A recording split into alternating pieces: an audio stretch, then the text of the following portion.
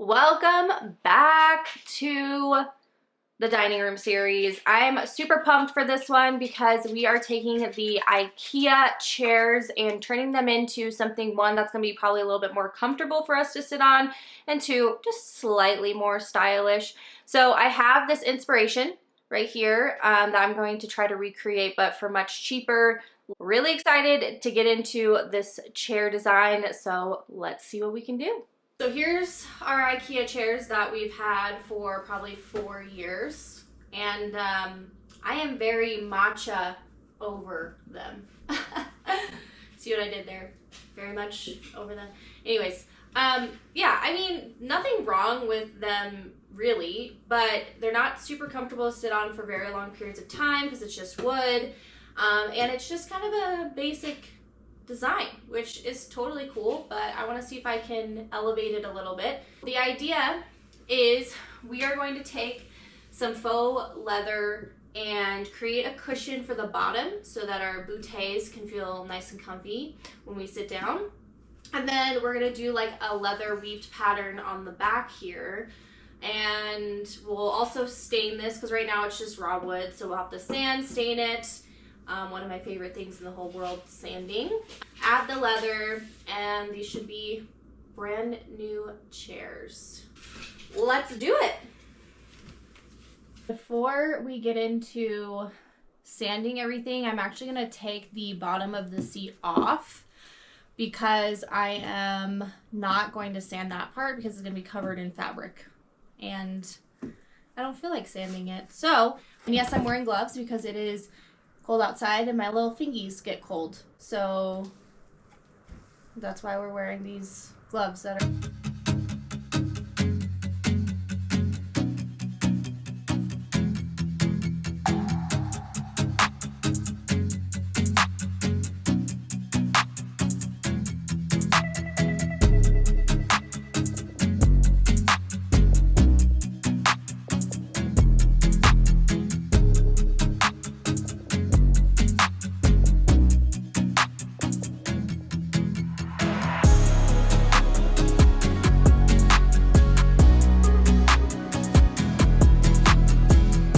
I am going to say that the sanding was my least favorite part, but definitely necessary. The wood looked so much better after sanding it.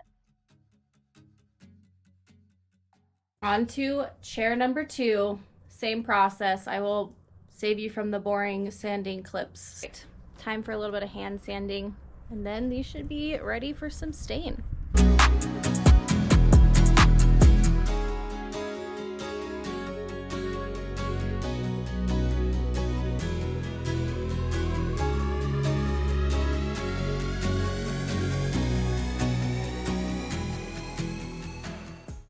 You can definitely tell I've been sanding. Sanding is done, so now I'm just gonna wipe it down. Let's get all the sawdust off. And then I am going to condition the wood so that it's ready to stain.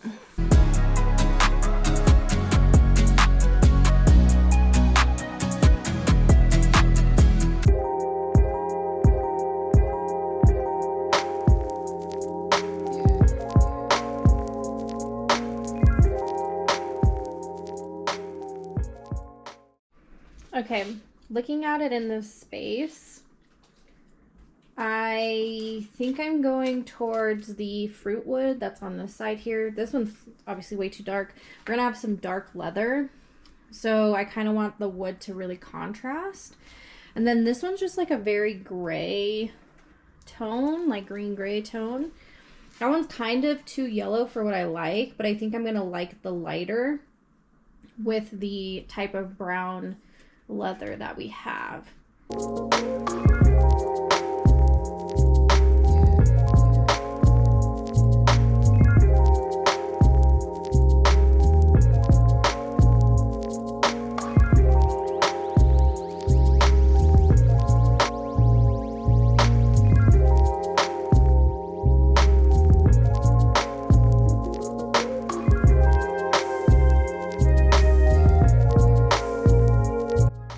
About this time where I realized that it's the exact same color as we started with, but still I thought it worked really well with the brown color in the end, so that is okay. but at this time I was like, I did all that work for nothing, but it all worked out.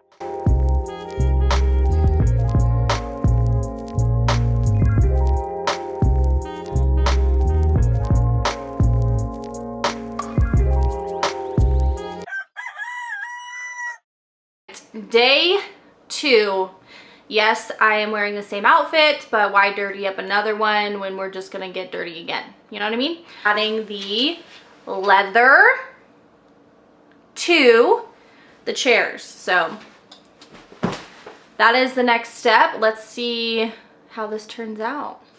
All right, for this portion, this is what I used. I had 2 yards of pleather, I had polyfill, just 1 bag, staples, a 3/8-inch staple gun, E6000, and scissors and a measuring tape.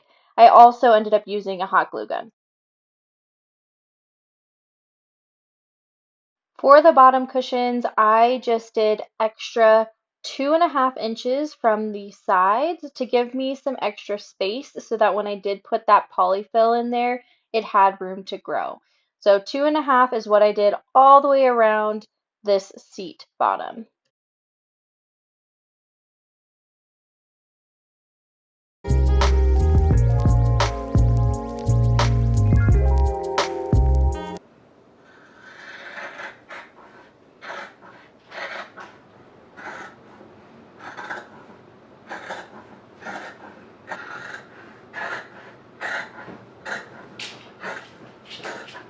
My thought is attaching like 2 sides here and then filling it up and then closing off the other sides, making sure it's nice and tight.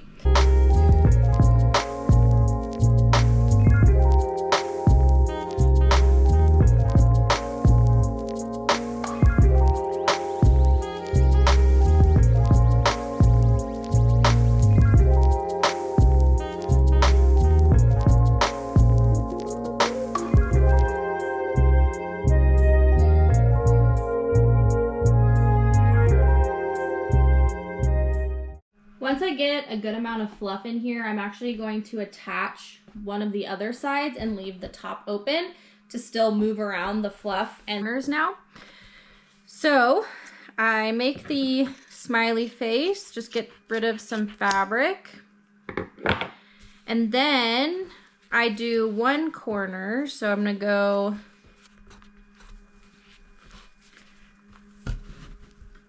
so that gives us one corner.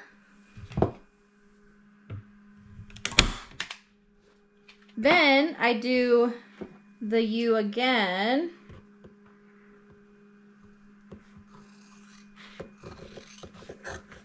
The smiley face. And then you do the next corner.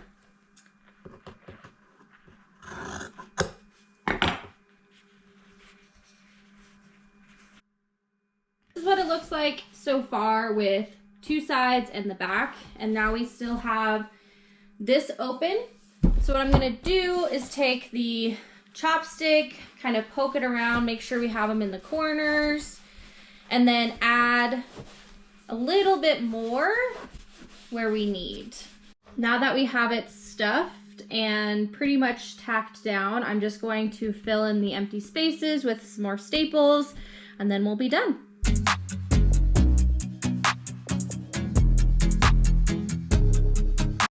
All right, once you're happy with it, you can add more staples just to secure it, and then you can trim off any of the excess fabric. This fabric was on sale, 40% off, and I couldn't find any strips that were the same color.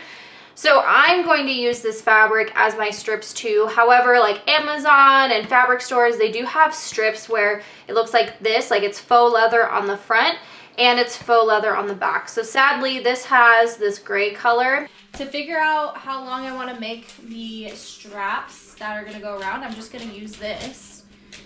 Hi. So I am going to attach it like this halfway through and then tighten it, then go around this way and then tighten it. So it looks like we're gonna want 18.5. Back of the chair, you know you're going to be putting some down this way and some down horizontally, or some across. You want to know how much space we have. So it's a little bit curved, but looks like it's about 11.5. So that measurement is how you will figure out how big you want your pieces and how much space you want between the pieces. So what I'm going to do is in between, I know I'm going to have about 1/4 inch. So if I make these pieces 1 inch and I add 1/4 inch to it, so if I go 1.25 goes into 11, and that is 9.2. So that's close enough for me. That means I just have to fudge a little bit more inches on the ends here, and we'll have pretty good spacing. So I'm gonna make my pieces 1 inch, and then remember to add the amount of space that you'll have in between. Went for 1.25 inches just to make them a little bit bigger. I thought 1 inch was a little too small.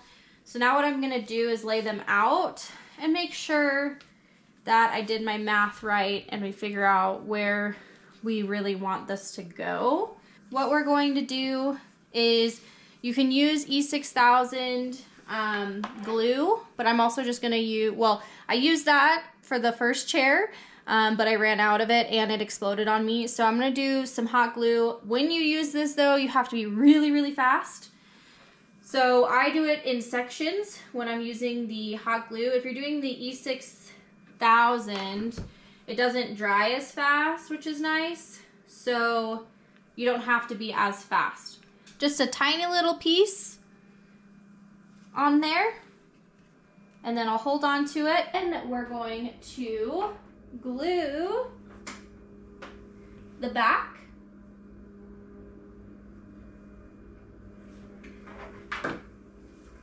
Again, working super fast. I want it to be able to wrap around and then give me about this much on this side, like we did the front part. So I'm just gonna trim this off. And then, again, having to work super fast, we're going to put some glue on the back here. And pull it tight, this piece, and tuck it in. And we have our first piece done.